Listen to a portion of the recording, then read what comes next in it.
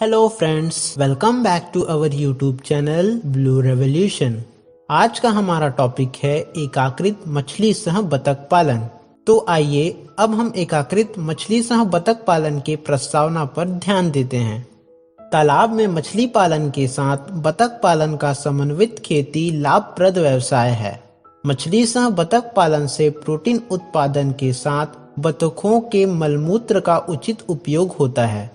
मछली सह बतख पालन से प्रतिवर्ष प्रति हेक्टेयर 2500 से 3000 किलोग्राम मछली, 15000 से 18000 अंडे तथा 500 से 600 किलोग्राम बतख के मांस का उत्पादन किया जा सकता है। इस प्रकार के मछली पालन में ना तो जल क्षेत्र में कोई खाद उर्वरक डालने की आवश्यकता है और न ही मछलियों को पूरक आहार देने की आवश्यकता है। मछली पालन पर लगने वाली लागत 40 से 60% कम हो जाती है। पाली जाने वाली मछलियां और बतखें एक दूसरे के अनुरूप होती हैं। बतखें पोखर के कीड़े मकोड़े, मेढक के बच्चे, टेडपोल, धोंदे, जलीय वनस्पति आदि खाती हैं।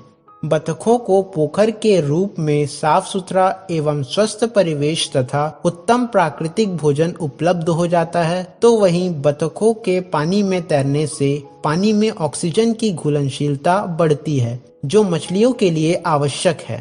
एकाकृत मछली सह बतख पालन के प्रस्तावना के पश्चात आइए अब हम इसमें मछली पालन से संबंधित कुछ व्यवस्थाओं पर ध्यान देते हैं।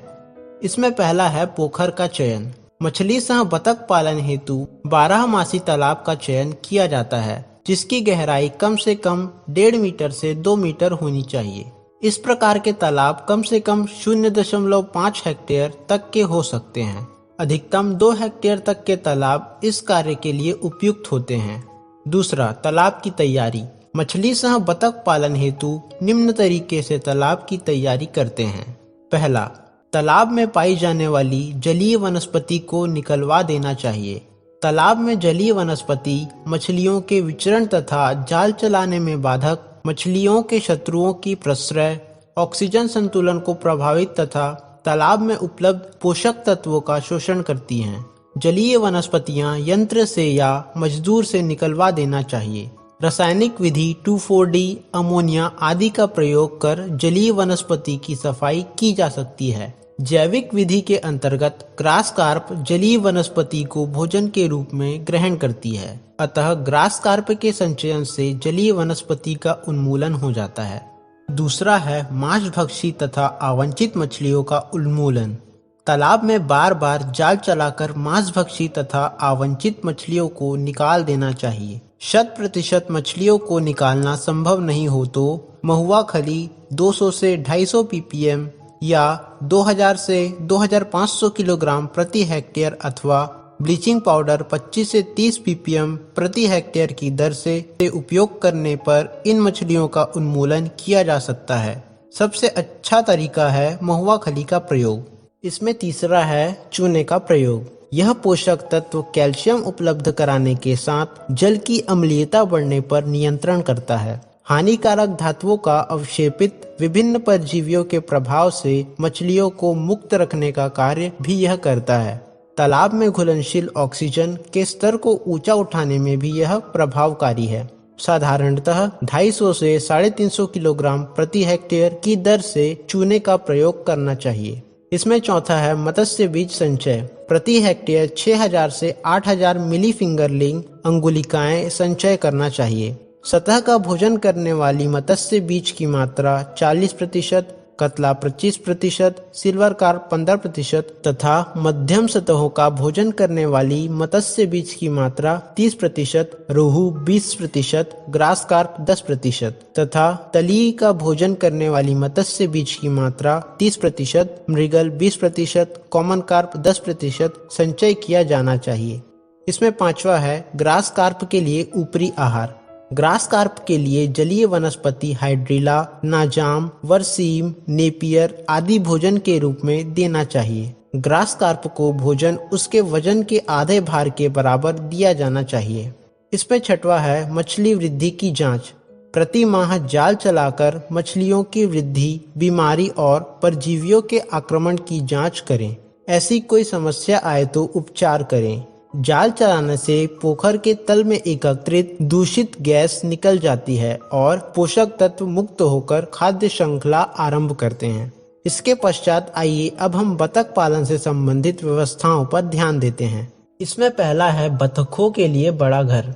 बतख दिन के समय पोखर में विचरण करती हैं तथा रात में उन्हें घर की आवश्यकता होती है। पोखर की मेड़ पर बांस लकड़ी से बतख का बाड़ा बनाना चाहिए। बाड़ा हवादार व सुरक्षित हो। तालाब के पानी के सतह के ऊपर तैरता हुआ बतख का घर भी बनाया जा सकता है। इसके लिए मोबाइल ऑयल के ड्रमों का उपयोग किया जा सकता है। तैरते हुए घर का फर्श इस प्रकार होना चाहिए कि बतख की विष्ठा सीधे पानी में गिरे। बतख घर को हमेशा साफ सुथरा एवं सूखा रखना चाहिए। बतखों का बाड़ा इतना बड़ा होना चाहिए ताकि प्रति बतख कम से कम 0.3 से 0.5 वर्ग मीटर की जगह हो। इसमें दूसरा है बतखों का चयन। भारतीय प्रजातियों में सिलहेट, मेट और नागेश्वरी महत्वपूर्ण है। मछलियों के साथ बतख पालन हेतु इंडियन रनर प्रजाति सबसे उपयुक्त पाई गई है। खाकी कैंपबेल प्रजाति भी लोकप्रिय है। 2 से 3 माह में बच्चों को आवश्यक बीमारी रोधक टीके लगवाने के बाद पालन हेतु उपयोग में लाना चाहिए।